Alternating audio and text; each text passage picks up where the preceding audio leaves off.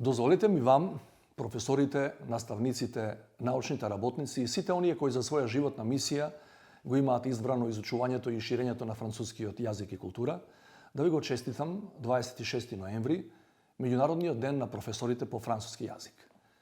На јазикот на Молиер се создадени многу капитални дела на човековиот ум и дух.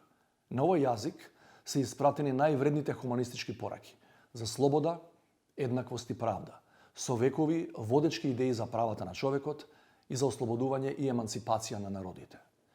Оваа година, Меѓународниот ден на професорите по француски јазик, го одбележуваме во годината кога славиме половина столетие од формирањето на Меѓународната организација на франкофонијата, организација вредна за почит, чија мисија е да ги поврзува луѓето и државите кои го почитуваат францускиот јазик. Го одбележуваме и во специфични услови, поради пандемијата со COVID-19. Но независно од ограничувањата наметнати од епидемиолошката состојба, со ист ентузијазам како и порано, го прославуваме учењето на јазикот, кој во себе носи и универзална порака на надеж, солидарност и сплотеност во различностите. Ова е дотолку поважно за нас, затоа што и нашето општество е мозаик на јазиците на сите заедници кои живеат заедно во Северна Македонија.